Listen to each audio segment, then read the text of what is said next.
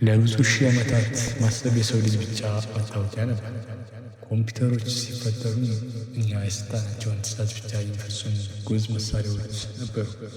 ነገር ግን አንድ ቀን ማሽኖች ራሳቸውን ማስተማር ቢጀምሩስ? ዛሬ በምናየው የቴክኖሎጂ ጉዟችን ኮምፒውተሮች ከባሪያነት ወደ ተባባሪነት፣ ከስሌት ወደ አስተዋይነት የተሸጋገሩበትን አስደናቂ አርቲፊሻል ኢንተለጀንስ ታሪክ እንመለከታለን። ዓለምን ያስደነገጠው የቺዝ ውድድርና ዛሬ የምንጠቀምባቸው የሚያስቡ ማሽኖች እንዴት ተፈጠሩ? ወደ አርቲፊሻል ኢንተለጀንስ ዓለም እንኳን ደህና መጣችሁ። ለዘመናት የሰው ልጅ የራሱን አምሳያ ለመፍጠር ሲመኝ ኖሯል። በጥንታውያን ተረቶች ውስጥ የሚንቀሳቀሱ ሐውልቶች፣ ሳይንስ ልብ ወለድ መጽሐፍ ውስጥ ደግሞ የሚያስቡ ማሽኖች ነበሩ። ነገር ግን በ1950ዎቹ መጨረሻ ላይ ይህ ህልም ከገጽታ ወደ ላብራቶሪ ተሸጋገረ። ሳይንቲስቶች ኮምፒውተርን እንደ ልጅ ማሳደግና ማስተማር ይቻላል የሚል ጥያቄ ይዞ ተነሱ። ነገር ግን መንገዱ ቀላል አልነበረም። ለ10 ዓመታት ኮምፒውተሮች ልክ እንደ ደንቆሮ ተማሪ ነበሩ። የሰጣናቸውን ትዕዛዝ ብቻ ይፈጽማሉ እንጂ ለምን እንደሚሰሩት አይረዱትም ነበር። ይህ ዘመን በታሪክ ውስጥ የኤአይ ክርምት ተብሎ ይጠራል። ቴክኖሎጂው ተስፋ የቆረጠ ይመስል ነበር። ዓመቱ 1997 የዓለም ትኩረት በፊላዴልፊያ ከተማ ላይ ነበር። በአንድ በኩል በታሪክ ታላቁ የቺዝ ተጫዋች ጋር ካስፓሮቭ፣ በሌላ በኩል ደግሞ ዲፕ ብሉ የተባለ ግዙፍ ማሽን።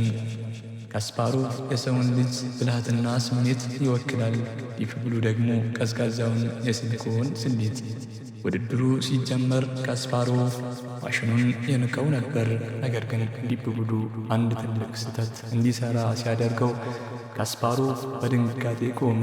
ማሽኑ ስሜት ባይኖረውም ከሰው ልጅ በላይ የሆኑ በሚሊዮን የሚቆጠሩ አማራጮችን እያሰላ ነበር። በመጨረሻም ካስፓሮቭ ሽንፈቱን አምኖ ከጠረጴዛው ሲነሳ ዓለም አዲስ ዘመን መጀመሩን አወቀች። ማሽኖች አሁን ከእኛ በላይ ማሰብ ጀምረዋል።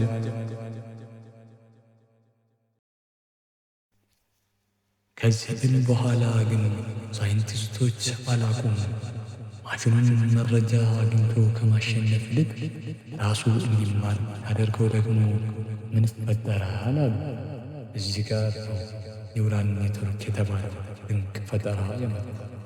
ልክ በአንድ ሕፃን አእምሮ ውስጥ በቢሊዮን የሚቆጠሩ ነርቮች መረጃ እንደሚለዋወጡት ሁሉ ኮምፒውተሮችንም በዲጂታል ነርቮች ስራቸው በሚሊዮን የሚቆጠሩ የድመት ምስሎችን አሳዩት።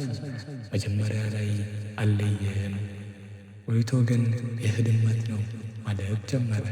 ከዚያም ፊታችንን መለየት፣ ድምፃችንን መስማት፣ አልፎ ተርፎም እንደ ቻት ጂፒቲ ያሉ ቴክኖሎጂ ሰውንም ልጅ ስሜትና ጥያቄ ተረድቶ መልስ መስጠት ቻለ።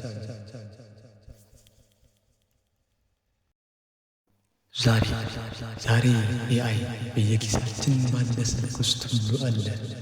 መኪናችንን ይነዳል፣ በሽተኛን ይለያል፣ ወደፊትን ይተነብያል። ነገር ግን አንድ ትልቅ ጥያቄ አሁንም አለ። ማሽኖች የሰውን ልጅ አእምሮ ሙሉ በሙሉ ሊተኩ ይችላሉ ወይስ እኛን ይበልጥ ብልህ የሚያደርጉን ረዳቶቻችን ናቸው? ያም ሆነ ይህ ታሪክ ራሱን እየረገመ ነው። ልክ ትራንዚስተር ዓለምን እንደቀየረው ሁሉ ኤአይ ደግሞ የሰውን ልጅ ምንነት በድጋሚ እየተረጎመው ነው። ኤአይ የሰው ልጅን ታሪክ ከቀየሩ ታላላቅ ግኝቶች አንዱ ነው። ምናልባት የመጨረሻው የሰው ልጅ ፈጠራ ሊሆን ይችላል። ምክንያቱም ከእንግዲህ በኋላ አዳዲስ ነገሮችን የሚፈጥሩት ማሽኖች ሊሆኑ ይችላሉ። ነገር ግን የቴክኖሎጂ ጉዞ እዚህ ላይ አያበቃም። በሚቀጥለው ክፍል አሁን ካለንበት እውቀት በላይ የሆነው የኮምፒውተርን ዓለም ሕግጋት የሚቀይረውን እና የማይቻል የሚመስሉ ነገሮችን እውን የሚያደርገውን ኳንተም ኮምፒውቲንግ በዝርዝር እንቃኛለን። ይህ ቪዲዮ ትምህርት ከሆናችሁ ላይክ ማድረጋችሁን እና ለወዳጆቻችሁ ሼር ማድረጋችሁን አትርሱ። በሚቀጥለው ክፍል እስክንገናኝ የቴክኖሎጂው ብርሃን አይለያችሁ። ሰላም።